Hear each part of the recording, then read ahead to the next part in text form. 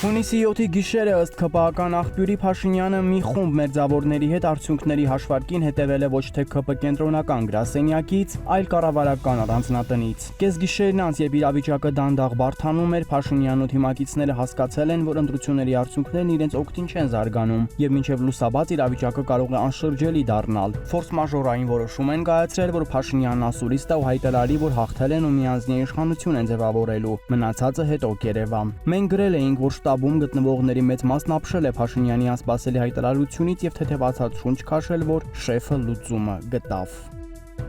Եվրոպական հանձնաժողովի նախագահ Ուրսուլա ֆոն դեր Լայենի Հայաստան սպասվելիք այսօրվա այցը մտահոգություններ առաջացրել նաև իշխանական որոշ շրջանակներում։ Ամիսներ առաջ Եվրոպական ֆորումի անցկացմանն ու հատկապես Զելենսկու այցին հաջորդեցին ռուսական սանկցիաները արտահանումների սահմանափակման տեսքով, ինչը կանխատեսել էին նաև ՔՊ թիմի որոշ սթափ անդամներ։ Այժմ նույն մարդիկ կանխատեսում են, որ եվրոպացի տիկնոջ այցից հետո ՌԴ սանկցիաների երկրորդ խոշոր փաթեթ ասպարեզ կբերի։ Հուլիսի 1-ից 2-ը եվրոպական պատվիրակության այցը, որին կմասնակցի նաև Մարթա Կոսը, ուրույն աջակցության ժեստ կլինի Նիկոլ Փաշինյանին խորհրդարանական ընտրություններից հետո եւ ՍԴ որոշման հրապարակումից առաջ։ Սակայն դրա հետևանքներն իր մաշկի վրա զգալու է ժողովուրդը, նախ եւ առաջ տնտեսվարողները։